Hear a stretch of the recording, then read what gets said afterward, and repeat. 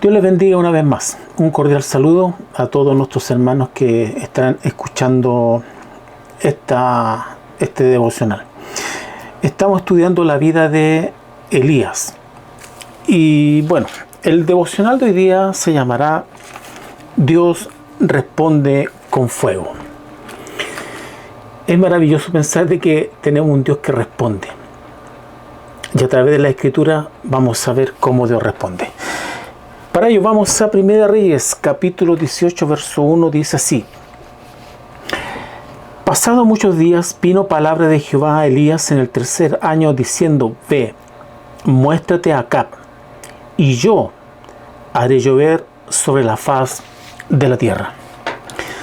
No sé cuántos sabrán que en Israel hay un monumento en el Monte Carmelo, justamente una estatua dedicado al profeta Elías, recordando que en algún lugar de esa montaña, de esa cima, hubo un encuentro épico, una lucha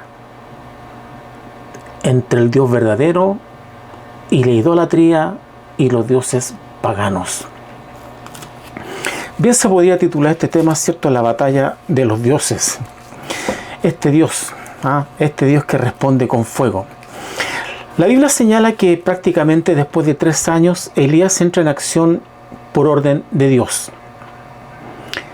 Y Dios le dice a Elías, ven, ve, preséntate a Acab. El encuentro de Elías con Acab debió haber sido algo épico. Debió haber sido algo grande. En los versos posteriores dice el rey, verso 17, cuando Acab vio a Elías, le dijo, ¿eres tú el que turbas a Israel? Es interesante hacer notar que la palabra turbas, en realidad en el original, es alguien que molesta, alguien que trae calamidades. También se puede traducir como víbora, como aspid, como serpiente. Así que eres tú. En pasajes anteriores le he estado diciendo de que la tarea, el oficio del profeta era sumamente ingrato. No contaba con toda la benevolencia, ¿cierto?, del pueblo, ni siquiera de los reyes. Es más, ya hemos visto, ¿cierto?, que Dios levanta profetas cuando justamente el pueblo se ha arrojado a la apostasía, ha abandonado el pacto, le ha dado las espaldas a Dios. Entonces allí Dios levanta profetas. En este caso Dios le dice, ve y encuéntrate con Acab. Dios manda a Elías a encontrarse con él. Y Acab le dice, tú eres el que trastornas a Israel. Hermanos míos, el profeta de Dios no está para caerle bien a la gente ni a los hermanos. El profeta de Dios habla lo que Dios le dice que hable. En estos tiempos el profeta de Dios, ¿qué es lo que hace? Habla lo que está en la palabra. Un profeta de Dios no tranza la palabra. Un profeta de Dios, aunque todos abracen una mentira, él siempre se levantará y será y se parará en contra. Los profetas verdaderos son llamados revoltosos, son llamados disidentes. Como nosotros tenemos nuestra expresión muy nuestra, el que siempre está ahí con el dedo en la llaga, el que molesta, el que en algunas iglesias, por decir usted la verdad, lo meten al refrigerador, la ley del hielo, no lo usan más, no le dan más cargos, no le dan más predicaciones. Desde el púlpito lo tratan con sarcasmo, con ironía, y en muchos lugares hasta los expulsan. En muchos lugares hasta le levantan falsos testimonios. ¿Tú estarás dispuesto a pagar ese precio por ser un profeta de Dios? Sé que estas palabras Para muchos a lo mejor ya la han escuchado y les puede sonar redundante. Pero realmente ese es un profeta de Dios. El que no se casa con el hombre, el que se casa con Dios. Yo en un principio, cuando comenzamos este tema, les decía yo de que el tema de Elías es un tema muy ad hoc, muy al día para lo que estamos viviendo hoy. Porque se ve cada cosa dentro de las iglesias.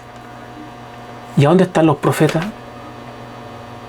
Estamos plagados en muchas iglesias de profetas. ¿Pero profetas de quién? ¿De su propia carne? Un profeta habla de parte de Dios. Bueno, un profeta verdadero. Pero generalmente, si las iglesias están llenas de profetas, ¿por qué hay tanta inconsecuencia dentro de la iglesia? ¿Por qué se hacen cosas que Dios no permite, no ha permitido? ¿Por qué hacen cosas que van en contra de la Biblia, en contra de la palabra, en contra de los principios? ¿Dónde está la integridad? ¿Dónde están los profetas?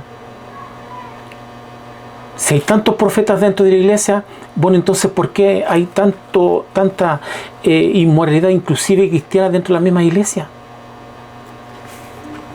¿Eres tú el que trastorna a Israel? ¿Tú eres el que molesta, el que trae calamidades? Acab le estaba echándole la culpa a él, a Elías. En primer lugar, los profetas son molestosos. La verdad incomoda. ¿Sabe, hermano? A muchos de nosotros, o a la mayoría, ¿cierto?, nos gusta la verdad. Siempre y cuando no nos llega a nosotros. Hay de aquellos que contradicen al rey. Hay de aquellos. Pero podemos ver el valor de Elías, su audacia de trasladar la culpa a quien pertenece. En Primera de Reyes, capítulo 18, verso 18, y le respondió: yo no he turbado a Israel, sino tú y la casa de tu padre, dejando los mandamientos de Jehová y siguiendo a los Baales. Dios trajo la sequía a este pueblo, que es lo que quería decirle Elías, por gente como tú. Hermanos, hay personas que están viviendo en una sequedad espiritual, sedientos de Dios, pero ¿sabe qué? No quieren renunciar a su pecado. Una actitud de soberbia, de tosudez. Y ojo, que esto pasa inclusive y más, y con más responsabilidad, aquellos que tienen cargo dentro de la iglesia, cuerpos de diaconado, cuerpos de ancianos, cuerpos de pastores, que con sus ojos pueden ver cosas que suceden dentro de la iglesia, que yo hablo de inmoralidades, que yo hablo de afrentas, atentados contra la palabra, pero guardan silencio. Un silencio cómplice. No sé si ustedes recordarán que hay iglesias que tuvo que ir la televisión porque un pastor X de una corporación grande, fuerte, que dejó a su esposa, que es más vieja, y andaba con una más joven, y se casó con una más joven, estando la otra señora en vida, y todos iban al culto. ¿Y a dónde están los profetas? Cuando el pastor, tu líder de tu iglesia, hace cosas inmorales, tratos inmorales, tratos abusivos, cuando hay líderes que se vuelven realmente como emperadores, que nadie los puede contradecir. Y los demás y el pueblo guarda silencio y se calla. Bueno, no hay tantos profetas dentro de la iglesia. ¿Y a dónde están los profetas para levantar la voz y denunciar lo que no está de acuerdo con la Biblia? Yo no llamo a una pelea, a una guerra, hermano, quiero que me entienda. Pero levante la voz. Levante la voz como Elías. Acab rompió el mandamiento: no tendrás dioses ajenos de delante de mí. Éxodo capítulo 20, verso 30. En el fondo, fue un dramático enfrentamiento entre la idolatría y Dios.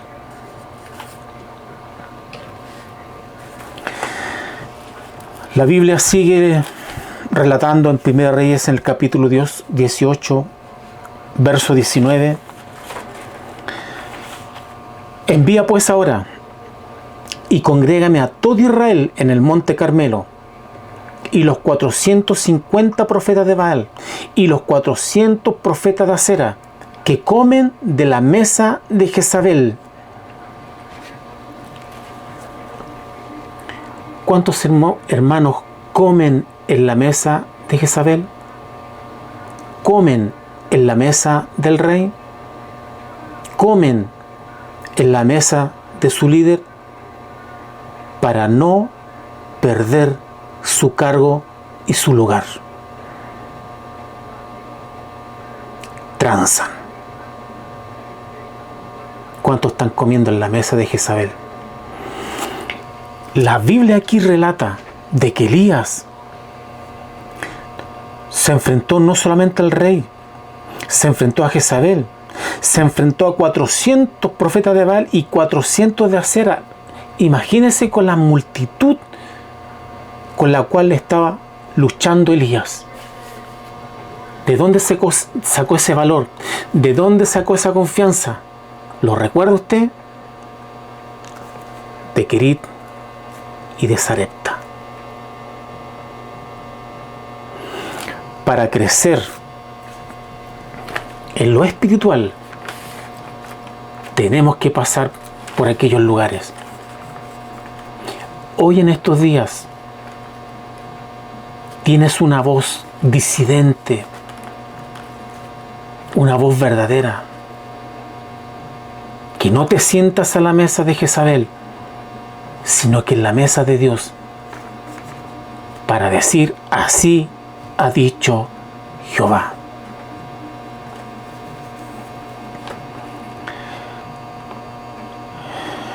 Cuando Dios está contigo, tú podías sentirse solo, pero Elías ya había aprendido que no estaba solo.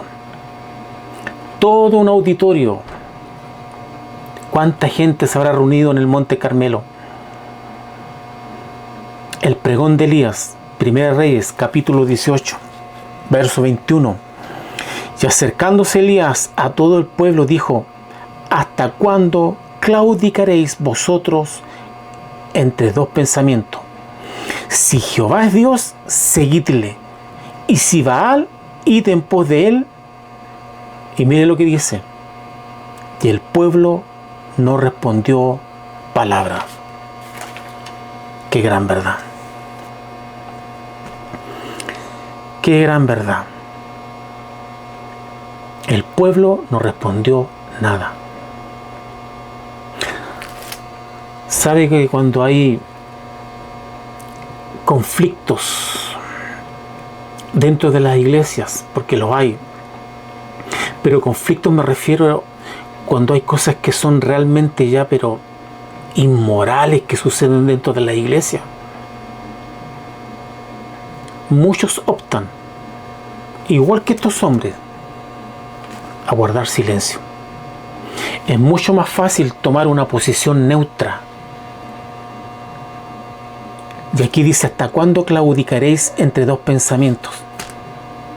Y sabe que hay hermanos con autoridad que son indefinidos. ¿Usted ha escuchado alguna vez que hay hermanos que dicen: bueno, esperemos que dejémoselo a Dios, no juzguemos, dejémoselo a Dios, Dios hará de alguna forma? ¿Y usted? ¿Y usted?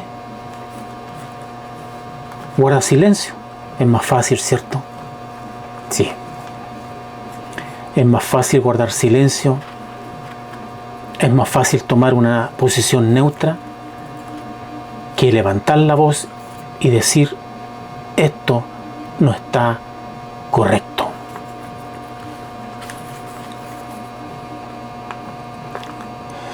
¿Cuántas cosas suceden en muchos lugares de adoración, congregaciones, y el pueblo no dice nada? Observando al pueblo podemos ver que estaban indecisos, divididos. Unos seguían a Baal, otros a Acera. Todavía algunos pensaban que Dios, que era Dios, el Dios verdadero, Jehová.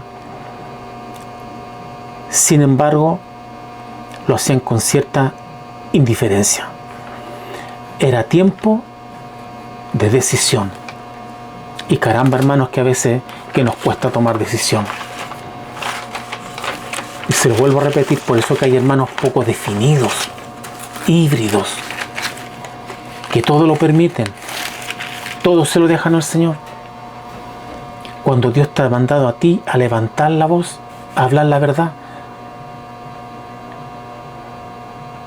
¿Por qué en las iglesias hoy en día pasa lo que pasa en muchos lugares? Porque guardan silencio. Y vuelvo y repito una vez más: ¿y a dónde están los profetas? ¿A dónde están los que dicen que son defensores de la verdad, que predican la palabra, que no la transan? Pero cuando pasa en tu iglesia, guarda silencio. Es mejor hacer vista gorda. Elías le estaba haciendo un llamado a la conciencia: ya basta de indecisión, decídanse. El pueblo no respondió al desafío de Elías. Pero Elías no se desanimó, no estaba amedrentado. Elías estaba preparado. En Primera de Reyes, en el capítulo 18, verso 22, vamos a leerlo porque esto es interesante. Y Elías volvió a decir al pueblo: solo yo he quedado profeta de Jehová. Más de los profetas de Baal hay 450 hombres. Dénsenos pues 2 bueyes, y escojan ellos uno, y córtenlo en pedazos, y pónganlo sobre leña, pero no pongan fuego debajo. Y yo prepararé el otro buey, y lo pondré sobre leña, y ningún fuego pondré debajo. Invocad luego vosotros el nombre de vuestros dioses, y yo invocaré el nombre de Jehová. Y el Dios que respondiere por medio de fuego, este sea Dios. Y todo el pueblo respondió diciendo: bien dicho. El plan de Elías era astuto, justo, sencillo. Baal era adorado como el dios del sol, el fuego del universo, y como el dios de las cosechas y de la fecundidad de la tierra. Tal Dios, si es tan poderoso, que es el Dios del fuego, tendría que haber respondido por fuego. Tendría que responder por fuego. La Biblia relata y dice que los sacerdotes clamaron a Baal, pero nada sucedió. Gritaron desde temprano, no hubo ningún rayo, ni un fósforo, ni el más mínimo movimiento en los cielos. Ya era mediodía, desesperados, comenzaron a dar saltos alrededor del altar. Note eso. Brincaban frenéticamente, dando gritos, implorando. El relato sigue. Podemos ver el sarcasmo de Elías en el 1 Reyes 18:27. Y aconteció al mediodía que Elías se burlaba de ellos, diciendo: gritad en alta voz, Porque Dios quizás esté meditando, tiene algún trabajo, va de camino, tal vez duerme. A lo mejor hay que despertarle. El relato continúa. Y ellos clamaban a grandes voces y se sajaban con cuchillos y con lancetas conforme a su costumbre, hasta chorrear la sangre sobre ellos. Pasó el mediodía y ellos siguieron gritando frenéticamente hasta la hora de ofrecer el sacrificio. Anote eso. Pero no hubo ninguna voz, ni quien respondiese, ni escuchase. Escuche eso. Se cortaban, se sajaban. Hermanos, profetizaban.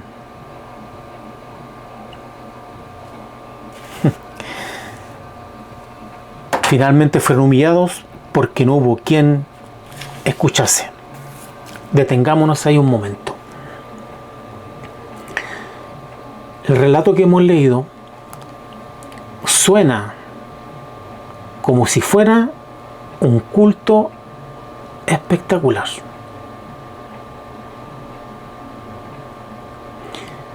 No sé si entiende la ilustración.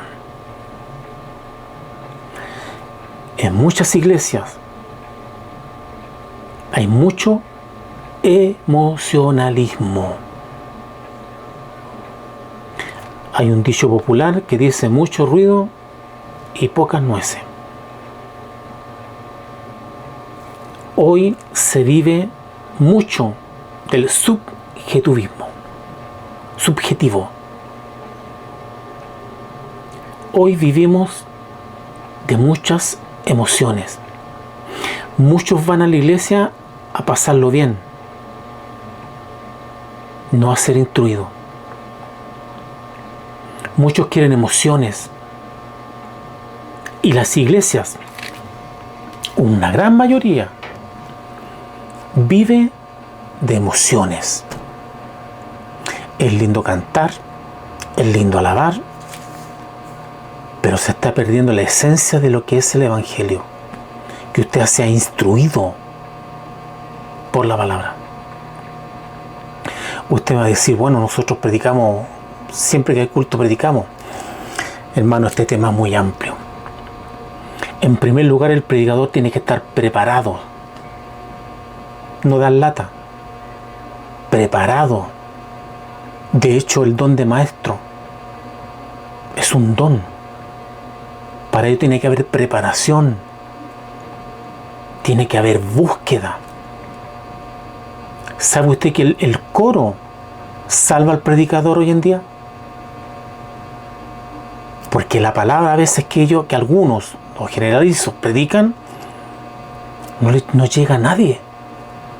Hay un predicador norteamericano, que a lo mejor usted lo conoce, Keaton Silva. Dice que muchos predicadores suben al púlpito a cazar mosca, a cazar mariposa. Están pescándose de lo que sea. Y ojalá la prédica sea lo más corto posible. Ya se está sacando, ¿cierto? El púlpito. En la iglesia hay que corren el púlpito a un rincón. Poco más y no lo van a dejar ahí al fondo. Porque hay que cantar. Hay que moverse. Hay que saltar. Hay que poner luces. Y no estoy diciendo que sea pecado, pero es que estamos viviendo de emociones. La forma de doctrinar, de crecer, de que crezca el pueblo en conocimiento, en madurez espiritual, en conocer a Dios, es a través de la Biblia.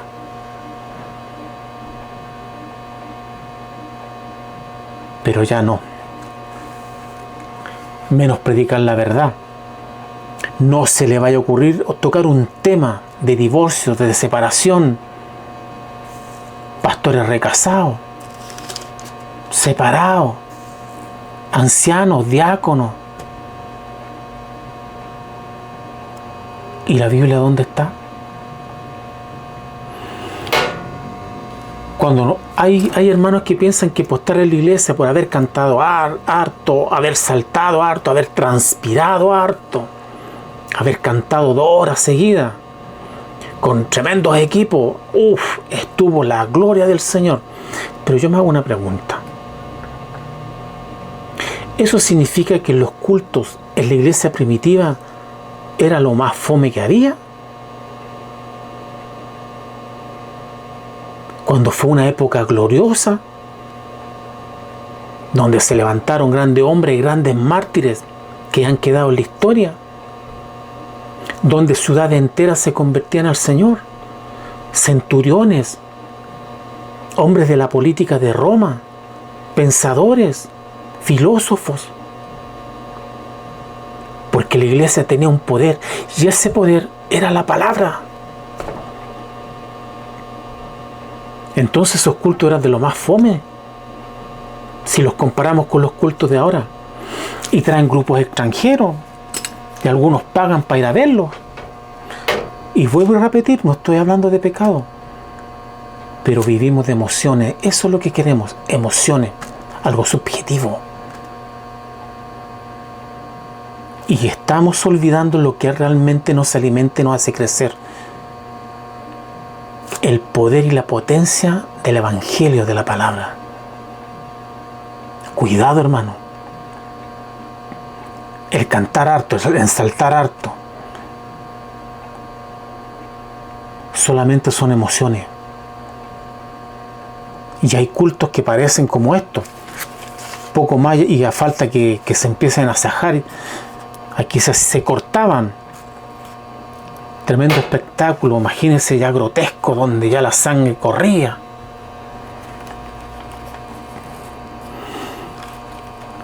Elías entra en escena en el capítulo 18, en el verso 30. Entonces dijo Elías a todo el pueblo: acercaos a mí. Y todo el pueblo se le acercó, y él arregló el altar de Jehová. Escuche esto, que estaba arruinado. Lo primero que hace Elías, es restaurar el altar. Para Elías sería un momento de prueba. Todo lo que él pasó, solo, bueno, sabemos que con Dios, pero solo, sin un apoyo moral. Pero Elías ya estaba preparado, capacitado. Llegaba la hora de la verdad. Todo eso, ese tiempo que fue entrenado por Dios, lo entrenó Dios para este preciso momento. En la soledad, en la escasez, con la viuda. Llegó el momento. Lo primero que hizo, reconstruir el altar. Tipo, amados hermanos, tipo de restaurar la adoración y la comunión con Dios. Lo primero es restaurar nuestra comunión y nuestra adoración. Volver a la senda antigua, a la esencia del Evangelio, hermano. Hermano, mire, yo siempre he dicho algo, al menos de los que me conocen. ¿Cuáles son los cultos inclusive más débiles? Los cultos de oración. Cuando debían estar en los cultos de oración los líderes primero, los diáconos, ancianos, los predicadores, los maestros. Y en muchos lugares brillan por su ausencia. En los ayunos,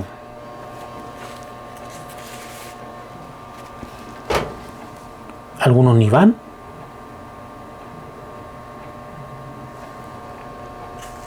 Cuando debieran de ser desde el liderazgo hacia abajo los que tienen que dar el ejemplo.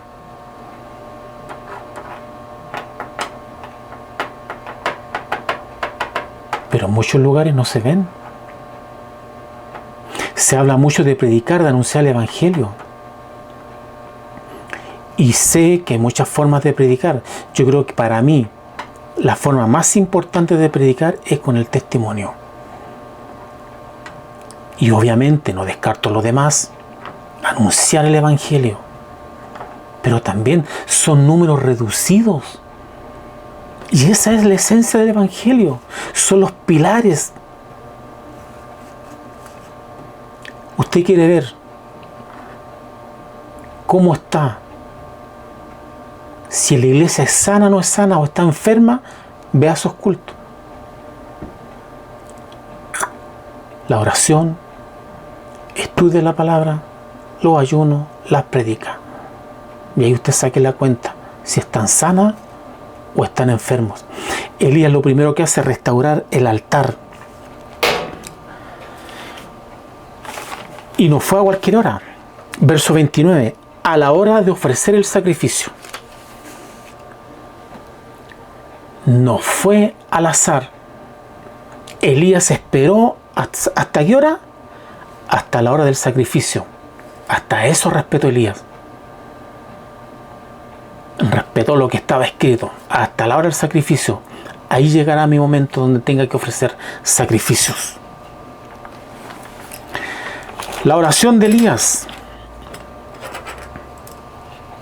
Dice que tomó 12 piedras conforme a los hijos de Jacob. Edificó con las piedras un altar en el nombre de Jehová. Después hizo una zanja alrededor del altar. Preparó luego la leña, cortó el buey en pedazos, lo puso sobre leña y dijo: llenad 4 cántaros de agua y derramadla sobre el holocausto. Hacedlo otra vez, y otra vez lo llenaron con agua. Hacedlo por tercera vez, otra vez le echaron agua. De manera que el agua corría alrededor del altar y también se había llenado el agua la zanja. Cuando llegó la hora de ofrecer el holocausto, se acercó el profeta Elías y dijo: Jehová Dios de Abraham, de Isaac y de Israel, sea hoy manifiesto que tú eres Dios en Israel, y que yo soy tu siervo, y que por mandato tuyo he hecho todas estas cosas. Respóndeme, Jehová, respóndeme, para que conozca que este pueblo, que tú, Jehová, eres el Dios, y que tú vuelves a ti el corazón de ellos. Entonces cayó fuego de Jehová y consumió el holocausto, la leña, las piedras y el polvo, y aún lamió el agua que estaba en la zanja. Verso 37, lo repito: eres el Dios, y que tú vuelves a ti el corazón de ellos. Dentro de todo este milagro glorioso, magnífico, ya le he dicho ya que en Israel hay un monumento dedicado, una estatua a Elías en el Monte Carmelo. Para este momento sublime. Pero fíjese que el milagro más grande no era que cayera fuego, que consumiera todo, el holocausto, como haciendo una demostración de poder. No. El milagro era que tú vuelves a ti el corazón de ellos. Hermanos, lo más importante, que descendió fuego, pero que hizo volver los corazones a Dios. Lo más importante en un culto no son las sanidades. Hermano, ¿cuántas iglesias usan como eslogan la sanidad? Campaña de sanidad. Y traiga a los enfermos. Sin embargo, el milagro y la sanidad más grande es que su corazón vuelva a Dios. Hay una anécdota de Agustín de Hipona, un hombre, cierto, cristiano del año 350 al 430. Agustín de Hipona, cuando daba clases a sus alumnos, una vez le preguntaron cuál era el milagro más grande. Y él dijo: hay 2 clases de milagro. Un milagro grande y un milagro pequeño o chico. Y Agustín de Hipona empezó y comentó: el milagro chico, sanar enfermos sanar a los ciegos, sanar sordos, limpiar leprosos, levantar muertos. Y los alumnos dijeron, oye, ¿esos son los milagros, chicos? Entonces, ¿cuáles son los grandes? De Agustín de Hipona dijo, el haber cambiado mi corazón.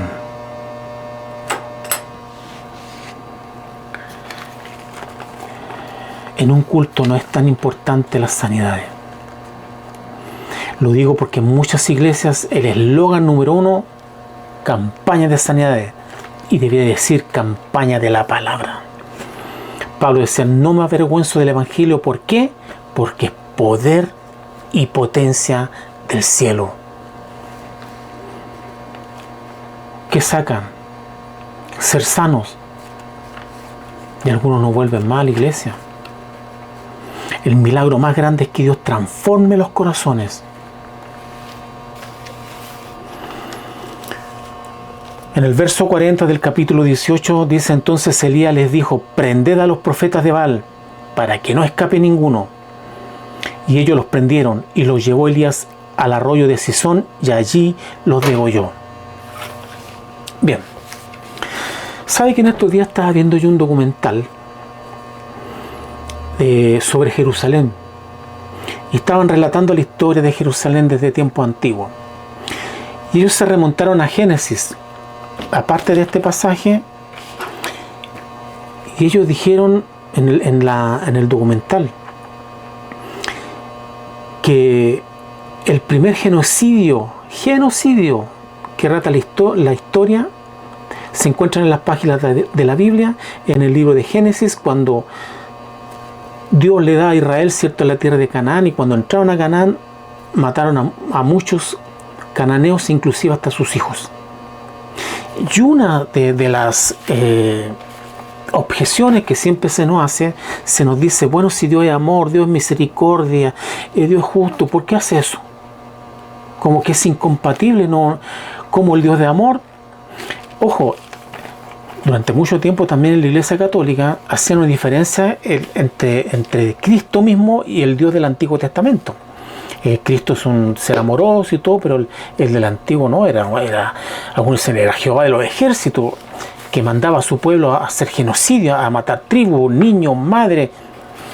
Pero esto, hermano, hay que tenerlo también y entenderlo en el contexto. Le explico por qué. ¿Qué pasa si a su hijo se lo quitan y se lo ofrecen y es sacrificado, degollado o quemado vivo? ¿Usted como padre qué haría? Capaz que más de alguno tome, ¿cierto?, la justicia en sus manos, o a todo pulmón gritaría, quiero justicia. Y a ese hombre mínimo, cadena perpetua, ojalá la pena capital. Ahora yo no lo culpo, obviamente una situación así es muy fuerte, es un hijo suyo. Pero hay que ponerse en ese lugar para entender que los cananitas ya habían perdido toda compasión, empatía, afecto humano. Ya no eran humanos. Porque ellos hacían eso. Sacrificaban bebés, niños, los pasaban por el fuego. La Biblia dice los pasaban por el fuego, pero los quemaban vivos a sus dioses paganos. Ya estaban desnaturalizados. Ya no había afecto. Y si usted se da cuenta, eso a través de la historia, alguien que hace eso es peor que un psicópata. Y fíjese que cuando la delincuencia misma no es atacada en su momento, empieza a pasar lo mismo. Hoy la vida no vale nada. Hoy por nada se agarran a tiro y lo matan. Ya no hay afecto. Estamos transitando por un lugar muy delicado y peligroso. Los cananitas sufrieron la justicia de Dios. todos aquellos hermanos que realmente quieren conocer el Dios del Antiguo Testamento, es el mismo que del Nuevo. No es que sea más malo o más bueno, es el mismo. Dios ha actuado muchas veces en misericordia. Verdades para el día de hoy. ¿Cuánto estamos seguros de que estamos dentro de la voluntad de Dios? Somos invencibles. Podemos enfrentarnos a situaciones amenazadoras, las probabilidades en contra nuestra, pero estamos dentro de su voluntad. Tenemos que tener esa seguridad, que si estamos dentro de la voluntad de Dios, Dios nos va a acompañar. Las lealtades divididas es peligroso. Las palabras más duras dadas a la iglesia del Apocalipsis fue a la Odisea: porque eres ni tibio ni caliente, te vomitaré de mi boca. Elías le dijo al pueblo: o estás con Dios o estamos contra Él. Yo le añadiría a usted: ¿estamos a favor de la verdad o en contra de la verdad? ¿Usted sigue teniendo una actitud pasiva, sin compromiso, cuando frente a sus ojos hacen cosas que no son bíblicas y que están mal delante de los ojos de Dios y delante de su palabra? Prefieres tomar esa posición indecisa. Nuestra herramienta más efectiva, la oración de fe. El único instrumento que Elías utilizó fue la oración. ¿Sabe, hermano, que cuando nosotros tenemos problemas, situaciones difíciles, ya sea de trabajo, salud, problemas con los hijos, tantas cosas, usted sabe que aquí todos tenemos una lucha, pero se ha puesto a pensar que nuestro último recurso es orar al Señor? ¿Cuántos están ya en el último recurso, ya cuando no tienen de qué agarrarse, ya no hay nada, no hay más esperanza? Recién ahí oramos. Cuando debiera ser al revés. Bueno, debiéramos nosotros, me incluyo todos nosotros, ¿cierto?, tener una vida, un lugar de oración. Siempre. Pero no sé por qué generalmente es al revés. Debería ser nosotros lo primero la oración, pero nosotros vamos a la oración cuando ya no hay nada más que hacer. Y ayuno. Ayunamos y oramos para que el Señor ahí nos responda.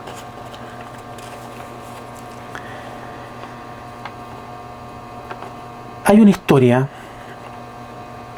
no sé si te conoce a Hudson Taylor, hablando del tema de la oración. Lo encontré yo, y a mí que me gustan estas cosas, lo quise incluir o comentárselo. Howard Taylor, hijo de Hudson, ellos fueron misioneros en China, ya obviamente por los años 80.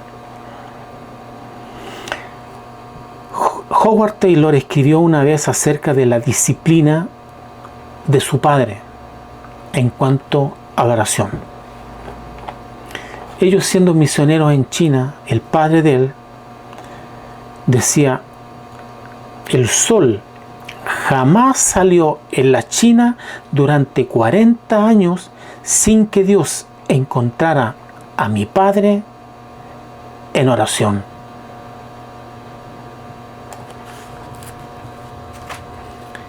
Este hombre misionero en China durante 40 años, cada vez que salía el sol en China, encontraba él a su padre orando. Si nosotros, amados hermanos, agarráramos estas armas, entre comillas, espirituales, no solamente sería una bendición para nuestras vidas, ¿sabe qué? Seríamos poderosas armas en las manos del Señor. En el tema anterior yo les decía por qué la iglesia cristiana evangélica ha caído en descrédito. Por el testimonio. Poca integridad. Hay un pasaje en la Biblia que dice que el juicio de Dios comenzará por la casa de Dios. Por ahí comenzará el juicio. ¿Por qué? Porque a veces nosotros también somos culpables de muchas cosas que suceden dentro de las iglesias. Guardamos silencio y callamos. Por eso que el tema de Elías es tan ad hoc, tan presente, tan auténtico para el día de hoy. Elías tuvo una voz disidente, valiente, fuerte, confrontacional. Así ha dicho Jehová. Tiempo atrás yo decía, Dios busca un hombre. Solo un hombre. En este caso, un solo hombre, Elías. Dios también, todos los días, busca un hombre que defienda su verdad. Dios les bendiga.